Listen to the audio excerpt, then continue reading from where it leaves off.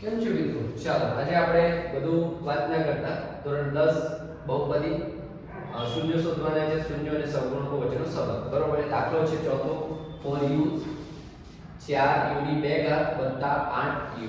બરોબર છે. હવે અહીં આગળ જે છે 4u 8u વત્તા આપણે 0 શું છે? આપણો અચળ પદ છે. બરોબર છે. હવે અહીં આગળ આનું સિમ્પ્લિફિકેશન આપણે કરવું હોય, બરોબર છે, તો આપણે સિમ્પ્લિફિકેશન શું કરીએ છીએ? or u બરોબર છે, u તા 2 બરોબર છે, 4u પાછું મળે છે, પાછું મળે છે, બરોબર છે.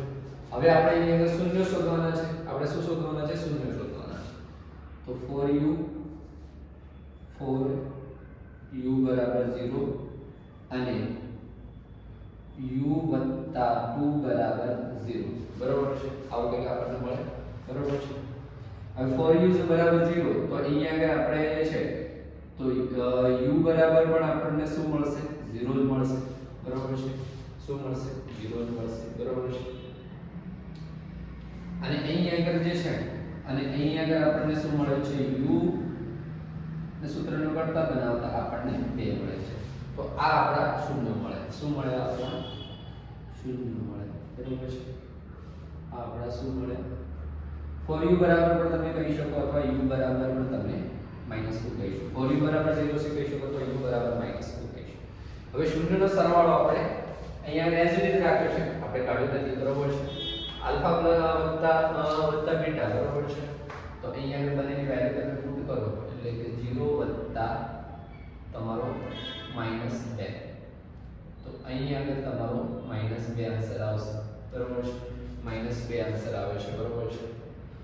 હવે અહીં આગળ જે છે, બરોબર છે, તો x નો સહગુણક -x નો, બરોબર છે, -x નો સહગુણક આપણી જોડે કેટલો છે? બરોબર છે. તમે સ્ક્રીનમાં તમે જોઈ શકો છો. તો -x નો સહગુણક, બરોબર છે, એટલે કે આપણે અહીંયા લખવું તો લખી શકીએ 8 ભાગ્યા 4. બરોબર છે. આવું લખી શકીએ. તો નીચે આપણે લખી શકીએ x નો સહગુણક ભાગ્યા x નો નહીં, આપણે u લઈશું એટલે u. આપણે x તો નથી લીધો, અહીંયા આગળ આપણે u લીધું છે. આપણે u લઈશું. બરોબર છે. જે તમારી જોડે જે તે સંજ્ઞા હોય એ જ તમારે લેવાની. અને u સ્ક્વેર નો સહગુણક આપણી જોડે કેટલો મળે છે? તો 4 મળે છે. કેટલો મળે છે? તો u સ્ક્વેર નો સહગુણક બરોબર છે. હવે અહીં આગળ સૂત્રનો ગુણાકાર જે છે, બરોબર છે, આપણે ગુણાકાર કરીશું અહીં આગળ. બરોબર છે. તો 0 ગુણ્યા, બરોબર છે, 0 ગુણ્યા -2. બરોબર છે. આનો ગુણાકાર તમે કરશો તો અહીં આગળ તમને ગુણાકાર જે છે, બરોબર છે, શું મળશે? 0 મળશે. શું મળે છે? 0. બરોબર છે.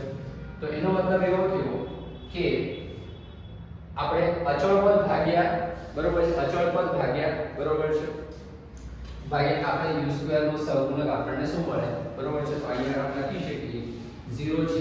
અહીંયા આ આપણે શું લીધું છે? અચળ પદ લીધું છે. આ અચળ પદ છે. અને u સ્ક્વેર નો સહગુણક કેટલો છે? 4 છે. શું છે? શું છે મિત્રો? 4 છે. શું છે? 4 છે. તો અહીંયા આગળ લખવાનું 4.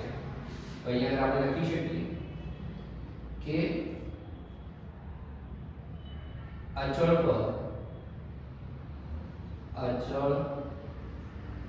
પદ ભાગ્યા u સ્ક્વેર નો સહગુણક. બરોબર છે. આવું કંઈક આપણને મળે છે. બરોબર છે. તો આ દાખલા નંબર 4 તમારો થયો. બરોબર છે. આના પછી આપણે નેક્સ્ટ દાખલાની અંદર ફરીથી મળીએ. બરોબર છે. ચાલો.